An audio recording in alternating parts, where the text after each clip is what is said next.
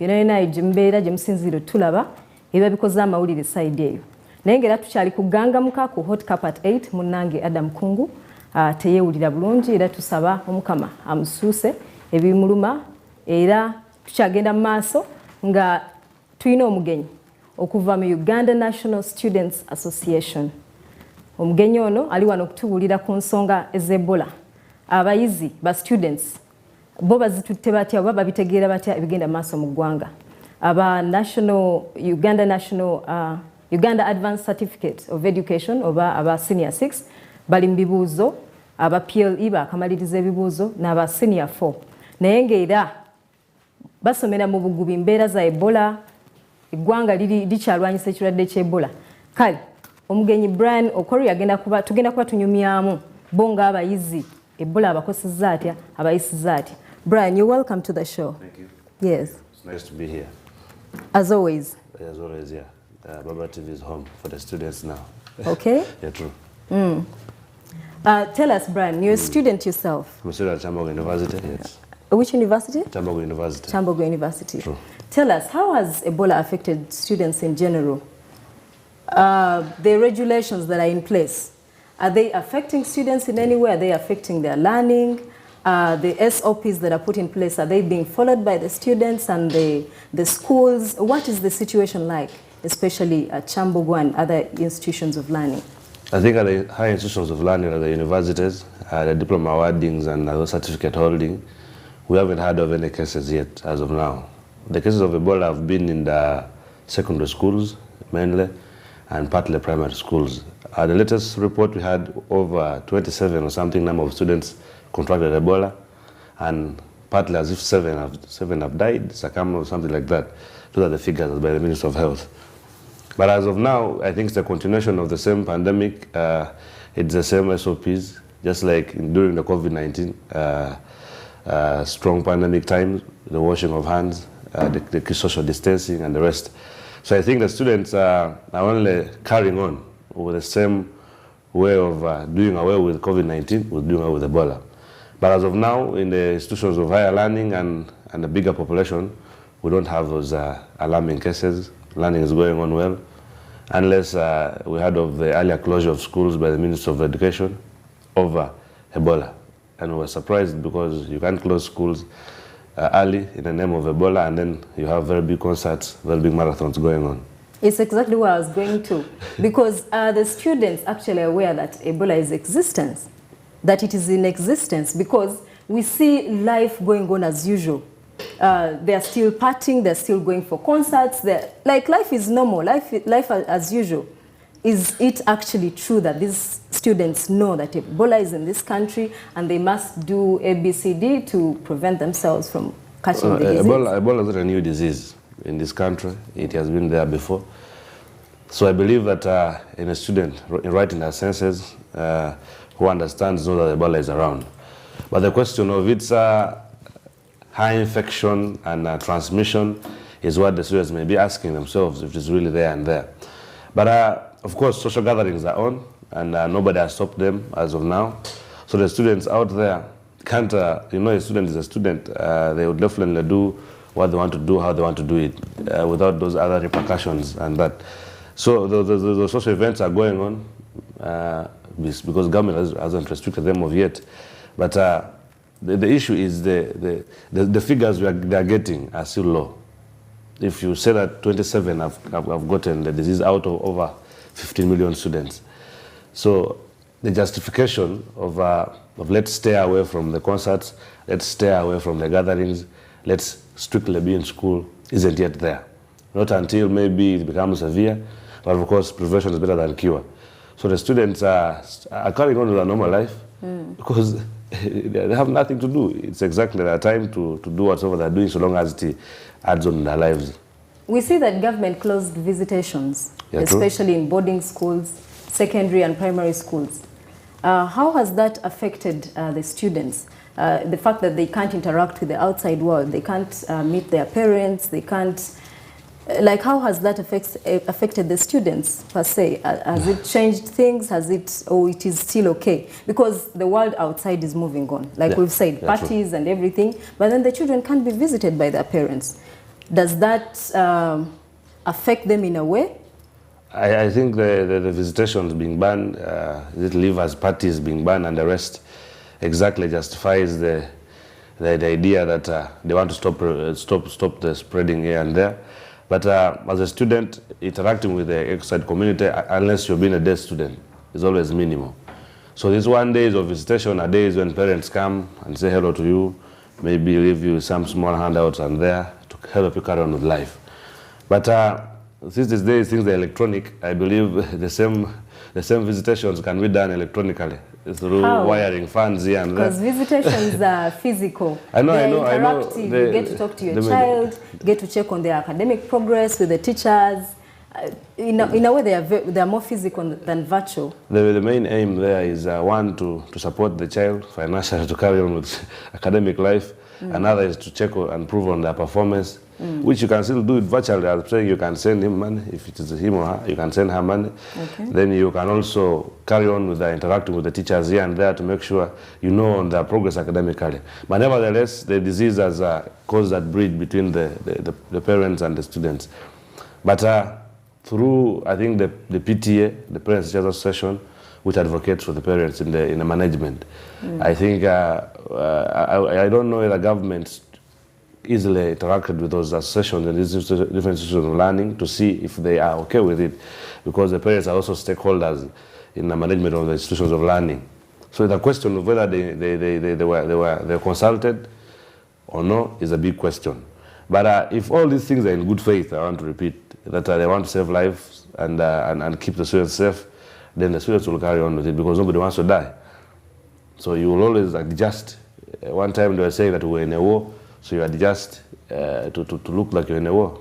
So the students are going to adjust so long as it's in good faith. But if they realize at one time that these restrictions are highly political maybe, or are intended for a bad cause, maybe that's when we shall rise and say no to them. The Uganda National Students Association, how do you engage government, or how have you engaged government on some of these regulations and interventions as students? At what platforms, what forums do you engage government to make sure that whatever your thoughts or your ideas of what should be done is actually considered by government?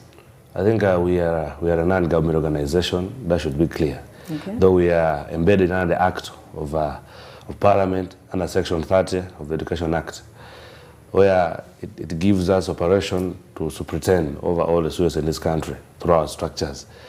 We have different means of engaging government. One of them basically is writing. If there's an issue, we petition through our line ministry, which is Ministry of Education, our line supervisor, which is the permanent secretary to the Ministry of Education, to carry on with a lot of our ideas here and there.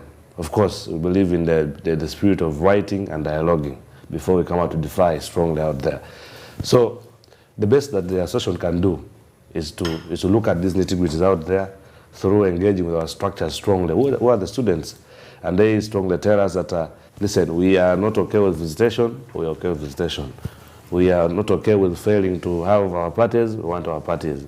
And all these things, you can only come out to say no to them if the statistics are right.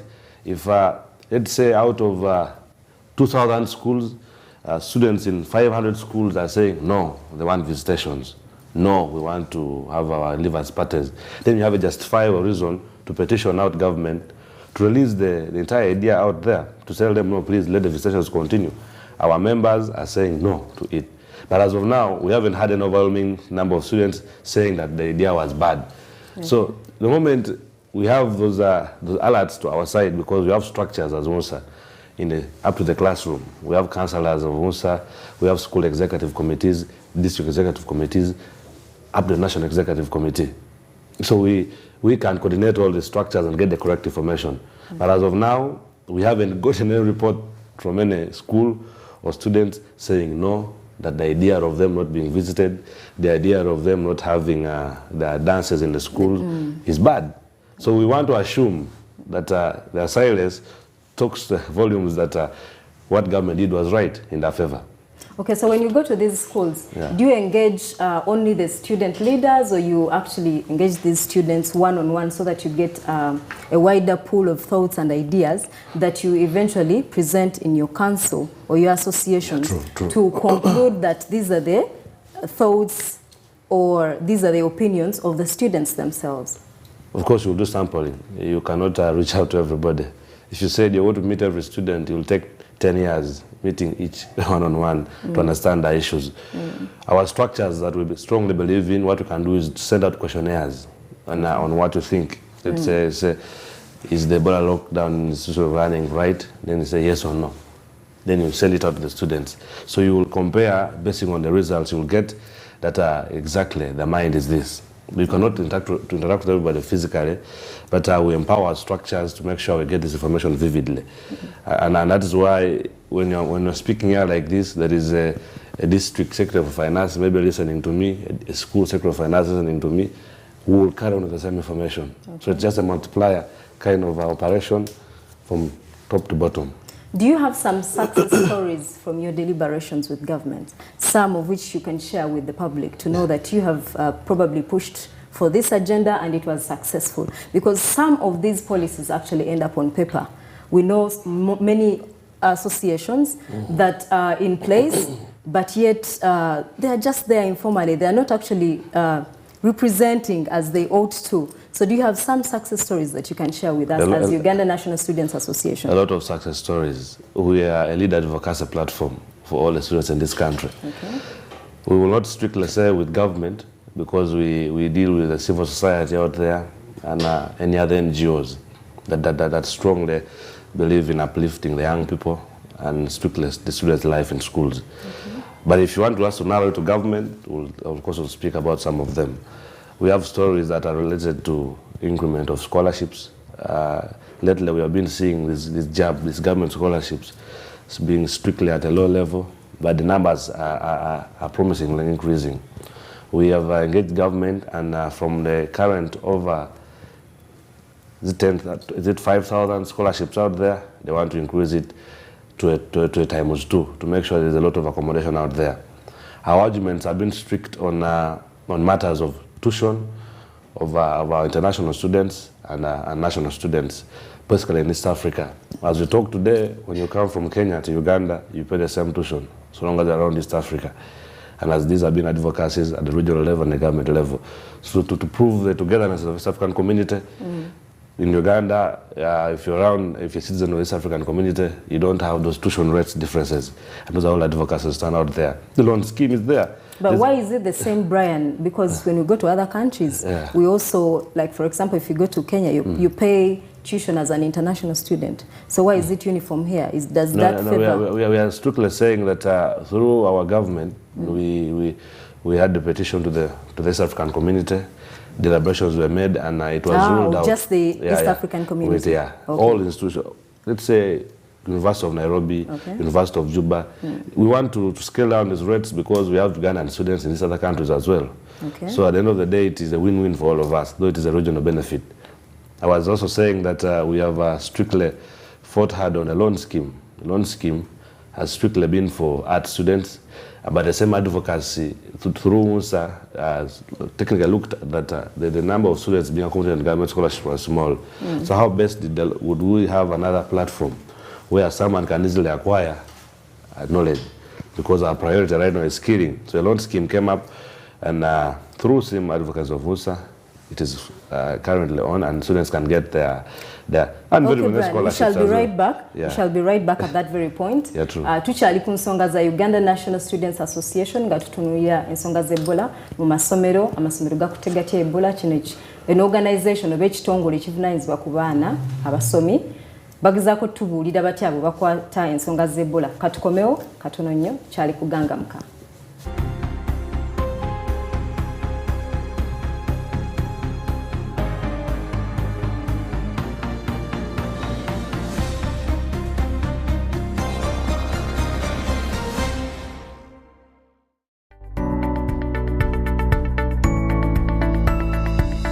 Enoni Baba TV obusoga bulayire. Buyogera nyaffe Uganda ku Radio Africa tolemwa kumwenya olw'akamwenyumwenyu akajjudde abanywanyi. Embeera y'obudde yatukolako mukwano n'obutonde obutubeezaawo ne butusobozesa buli omu okubeerawo mu ngeri ye, kuba ffenna tuli banjawulo ne mu ngeri gye tukwasaganyamu emirimu gyaffe.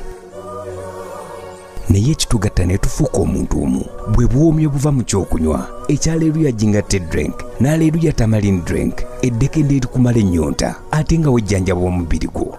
Ekyokunywa kino kye kitegeera emibiri gyaffe kuba kya butonde 100 ku 100. Woomerwa ekyokunywa kirimu omubisi gw'enkooge. Hallelujah Tamarind Drink ne Hallelujah Jingated Drink bikolebwa ba Hallelujah Reflexology Healthy Solution and Nutritional Research Center Limited. Weefunire ekyokunywa kya Hallelujah leero okuva ku maduuka wonna. Bakubire ku noti 393 24 15 66. Welcome to the Living Room Stadium. It's the FIFA World Cup. The match is about to start. Food and drink ready. There's no space left for anyone. Come on, get your lucky chair. Take your usual spot. Even the puppy has one.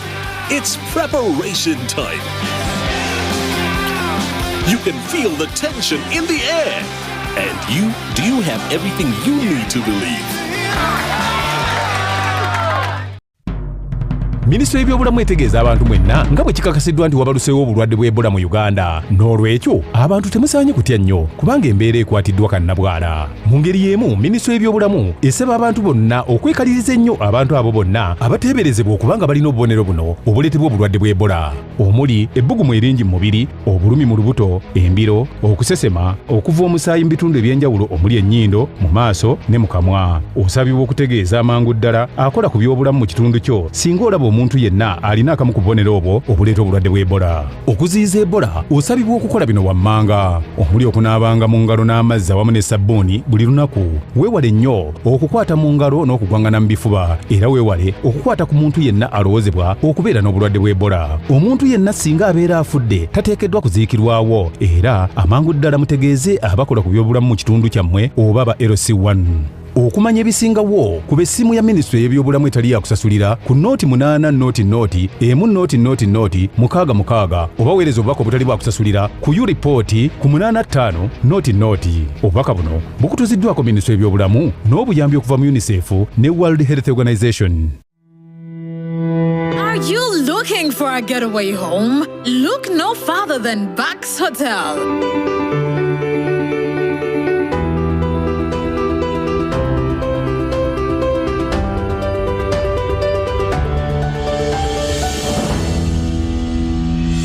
Hotel offers 24-hour services, excellent room service, airport shuttles, free internet, and free parking that comes with security. Our guest rooms include climate control, DSTV, and an amazing balcony. The hotel offers an English breakfast at the restaurant and also has dining points like the Rolex Joint and the Sauce Cafe, all at affordable prices. We are located at Bucks Road, Plot 3, opposite Gingery Faro Hospital. So what are you waiting for? Come and enjoy our mouth-watering dishes. Bucks Hotel. Discover the difference.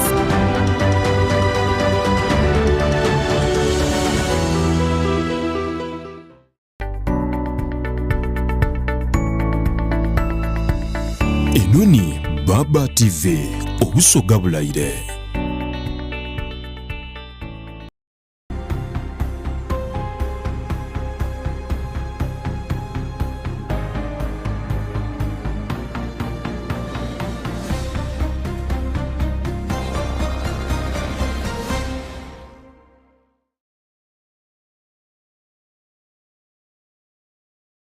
Buterevu okyali ku program Gangamuka Baba TV tutunula tuli mu nsonga z'Ebola tugezaako kulaba ensonga z'Ebola mu masomero zikoseza zitya abaana babaana balowooza ki ku nsonga y'Ebola mu masomero ebisaanyizo oba guidelines SOPs government zeyateekawo abaana basobole okugoberera basobole okwekuuma nga tebafunye ekirwadde ky'Ebola bazigoberera side eyo tubadde tutunulira waneeno ne mwami Brian Okori nga tugezaako okulaba abavubuka bano oba abaana abali mu masomero balowooza ki ku bigenda mu maaso mu ggwanga era nga tukomyeyo mu kitundu kyaffe ekyokubiri ndi ne Brian Okori ye National Treasurer owa Uganda National Students Association.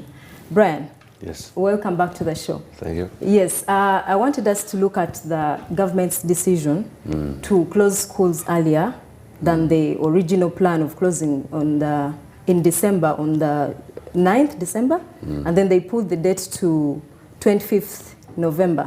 What is your take on the decision to lose a school term by 2 weeks? From a perspective of a student, some of them are happy. Most of the students don't want to be in school. Why are they happy? From the perspective of the students, directly. If you went and interviewed 10 secondary school students or primary, they will tell you, being home is nice. If you, from your experience, you know that when they say go home, when you're in school at that level, you don't care whether learning is going on or not. For you look at the longer holiday. Okay. But directly, when we are to assess the effects of what this shortening of the term calls for, of course, you look at low syllabus coverage and very many more effects on a student. For the parents, they will keep saying that, is there value for money? Yes, it's a value for money. Because we have paid expecting you to keep our sons and daughters for a longer time, because your tuition is that, because you have exactly calculated how much you'll spend per day on keeping my son or daughter at school. The students out there, of course, be the losers in case such things come up, because for them the interest is to strictly acquire knowledge and effectively carry on with it. Of course, we ask ourselves as Musa why government closed them early.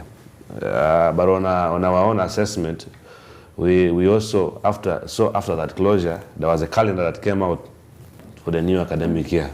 And the new calendar is now uniform, like it was before. No longer has this issue of having short terms, rushing to finish of the syllabus.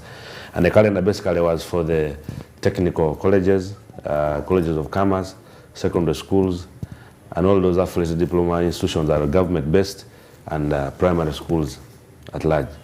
So, from a learner's perspective and from a student's perspective, they will not, of course, assess it to the level of understanding why they were sent home. Maybe it's because of Ebola, but technically, we want to believe that it was because the government, through Ministry of Education, wanted to get back the learner's calendar right.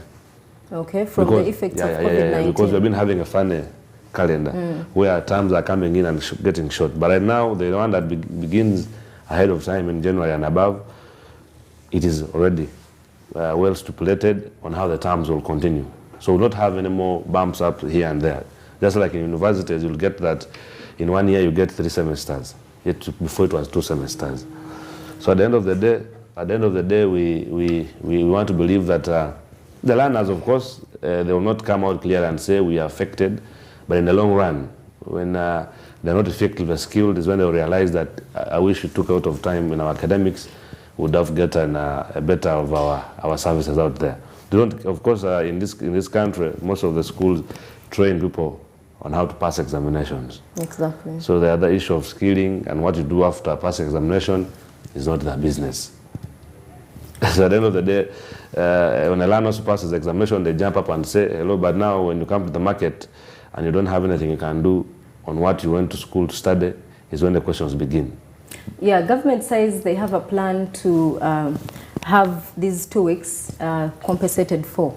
They want that create pressure on the students, being that they have a load for first term. There's the curriculum for first term, which is quite a huge load. Now, having to add extra lessons or extra work to cover for the 2 weeks, isn't that likely to affect the student in a way?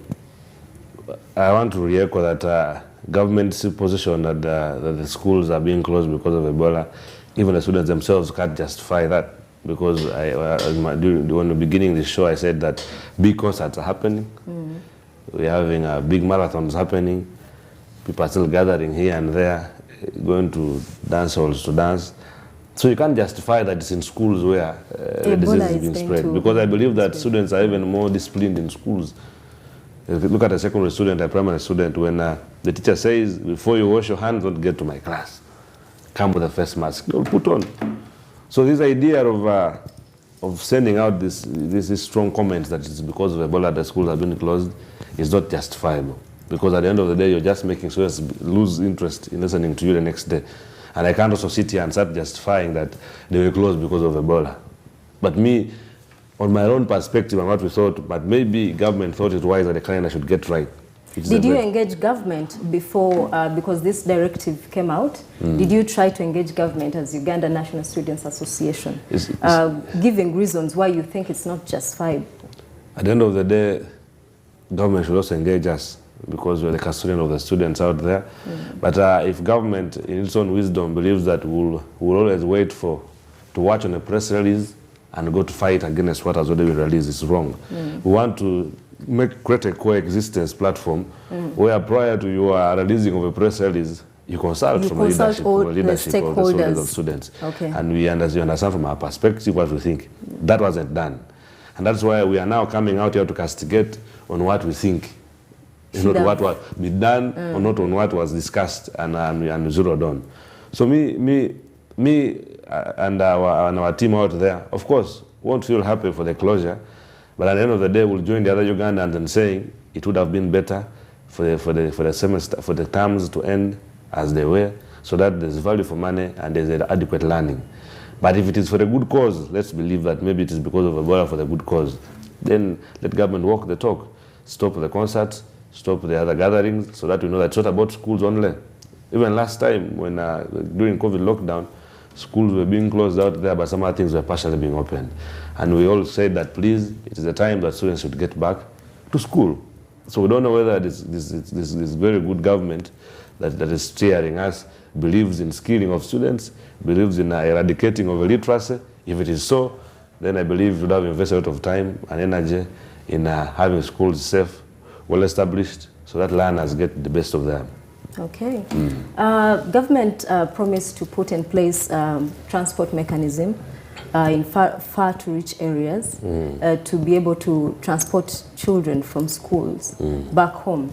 Has this been put in place? Are you aware of how it's going to happen? Do you have any information, you as the Students Association? Just like we had that the government will deliver transport to the students, which is good. But again, even through delivery, maybe they will pack them and the same Ebola will spread. Because you know, free things are sometimes costly. You may think they're cheap, but they become costly. When they're saying instead of sitting 2 and social distance, sit 4, where the numbers come down. Of course, government through Ministry of Transport will plan. I've seen that the last time when the lockdown came up, we saw buses of police, vans of other ministries and parliament and the rest, evacuating students out of Kampala by then to take them back during the first initial COVID lockdown. Now this time they said that, I think they strictly said this on the ones in the Mubende side and what, because of those of Mubende who have not even been in school, those ones around, is it Mubende? Mubende and Kasanda districts. They didn't even go to school at the end of the day.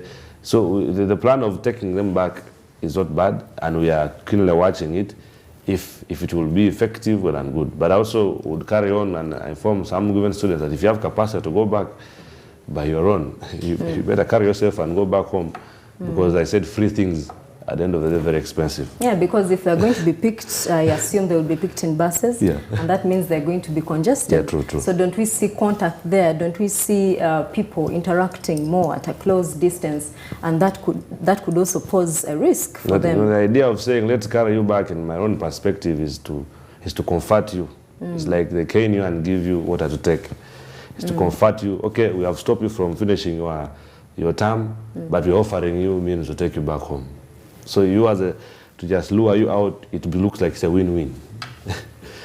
So that puts us in a situation to think whether the parents ready to receive the students back home, given that the term was cut short. I mean, you can never fail to be ready to receive your child back home. At all times, when all things fail, home is the fallback position. But I know they're not happy, but from the parents' perspective, we will maybe get the feedback when they have received their children, and maybe some have contracted Ebola, or some are saying there's a problem here, there. But as of now, we cannot strictly say the parents will be happy or not happy.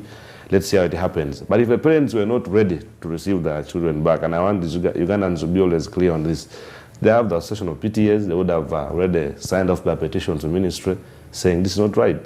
because they are also stakeholders in the management of institutions of learning.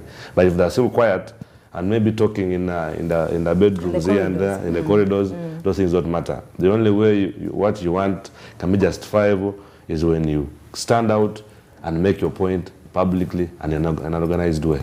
Okay, now as Uganda National Association, the National Association for Students, Brian, what the recommendations from you to government on how to handle these kind of emergency situations, cases of pandemics like Ebola and COVID-19? What are some of the recommendations that you would give to government? No, strictly, to manage the whole government situation? Should be very truthful to itself when it comes to matters of pandemics like this and the rest, because the citizens there and the students at large have lost a little bit of trust in the government things, because you said there's Ebola today, but until very many people die is when they will believe, because somehow, somewhere during the COVID-19 lockdown, many of them didn't believe that there was COVID, because they would literally hear of deaths here and there, but they could not justify where they were happening from. But at the moment, you release out the fear and they start to trust in what you're doing, that is through being very transparent in what you do and strongly bridging the gap, communicating effectively. Now, if per se this early closure of schools, if we once knew strictly what was going to happen, we would help them in going down to the students to tell them this is right. But of course today, even me, as I'm on this talk show, I am not concurring strongly with the resolutions, because I believe they're not part of what we think. So if there is that inclusiveness aspect, I believe that this through our association, students will listen more. When it is a normal student telling you, we are closing because of this, we engaged with government, we were part of it, so we think it is right for us. So when government doesn't engage you, Brian, do you still go ahead to carry on your mandate as UNSA? Because you believe the students have trust in you. So do you actually go ahead and tell the students, as much as you may not have been engaged prior, but when like a directive comes out, do you go to communicate to the students and tell them, yes, there's this going on, but then we think you should do ABCD, so that we don't necessarily wait for an outbreak or something bad to happen, and then we'll say, no, I mean, we're not engaged and things like that? No, I think anything that is in good faith, we are supposed to be good ambassadors out there. Exactly. But of course, everything that comes up, there are either the advantages and disadvantages of it. As an organization and individuals there, we strongly believe in writing, dialoguing, and last defying. And that is why all what we are doing is to write, to dialogue with government before we say, don't go back to home by force, remain and study. That's possible. USA can wake up tomorrow and say, according to us, we have assessed that this going back home early is not in our favor as students. Don't go back home. And then we shall have that drift where government is saying go back home, but we're also saying don't go back home. But we are saying that we have not reached that level. We are, as of now, since we were first left out in the discussion, we're now forcing ourselves in the discussion through writing to understand what exactly the resolutions were, through dialoguing through our line ministry and maybe the president, if we can write to him. What should be our stake in this? Do you need us anyway to help you spread the gospel out there to students to go to? Because we are saying we have the structures, and what we say to our structures is what they communicate to the other structures. So we will not join any other group in defying before us dialoguing, but we can also give a contrary position. Like last time when government was interacting with the teachers and they're taking so long, we gave an ultimatum of 14 days to them and said that, listen, as a student, it is true, teachers, you are very good stakeholders, we love you so much, but when I pay tuition, I want to get my services back. I don't care if you have not been paid or if you've been paid. We are giving you 14 days. If you don't resolve your issues, you will go back to class by force. So, Brian, in that, are you not inciting violence among the students? We see, especially university students, carry on a lot of strikes. Through your association, do you engage these students not to actually carry on these strikes as we see in public universities? The Republic Universities, our structures there are the guild presidents. Those are the real ambassadors of UNSA and our leadership through the Guild Representative Council. We don't believe in being a violent organization. We also don't want to see students get violent because the consequences are many. You strike today, maybe you'll break a few things, vandalize, you'll close off, those things like that. Now, in cases where you think you're not being heard or your ideas are not respected, don't you, in a way, try to get a voice through, such measures of telling the students don't agree to this? That's why I was getting to that. This strong approach of writing and dialoguing helps you to see if you can go look at the defiance measures or no. But we also don't call for strikes, but you can call for peaceful demonstrations. A peaceful demonstration is all of you waking up maybe today and saying you're not going to class, and you're quiet. Are those successful? Do they yield results? Of course, they will yield results. If dialogue has failed, writing has failed, the demonstration will yield results. Because at the end of the day, whoever is in charge of that institution of learning will come and say, what is the problem?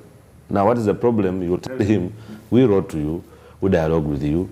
Now, this is the issue. If it's not worked on, we can't get back to class. But of course, these things can only be done for some realistic things, because you can't start demanding to have things that are not realistic and you expect the management to give it to you. But if there are things that you are much aware of as a student, you will put your point strong and say, we need this. We are aware that we pay for this. We are aware that we paid for our tuition for 2 more weeks ahead. So we don't want to go back home. It's justifiable. Unless they come and tell you you're going back home because of COVID, of Ebola, this and this and this, then you say, okay. Then you discuss the nitty-gritty. Are we not safe here and the rest? Of course, those are one of the last measures that you don't want to get to that extreme, where you see students on the streets saying no to a policy, where you see students in schools saying no to a policy. Have you had such a scenario where you had to push to the streets to push your agenda? Yeah, we have seen students lately, I think middle of this year, during the high prices in this economy, the students that pushed on the streets towards Parliament. And they were saying, listen, we have tried to dialogue with you, but the pocket money we are having is not enough. We have been given 10,000 per day. It no longer works today. So how best can government come on board to regulate its prices? And they demonstrated towards the Parliament. Some of them were arrested, of course. And that's from there onwards, we could now start seeing some little bit of prices drop down. But it's because they set their message the hard way. Okay. So you believe that sometimes you're pushed to administer tougher option or challenge, measures to get what you want. You don't always get things straight through, right? Through writing, and then things come easily. Nothing comes easily through writing. There are those very diplomatic people who believe in dialoguing and writing, but there are those also states and governments that also believe in the defiance talk sometimes. So when you have written and you have dialogued, why won't you now stand up and say, really, I've given you an ultimatum of 14 days. Are you not listening to me?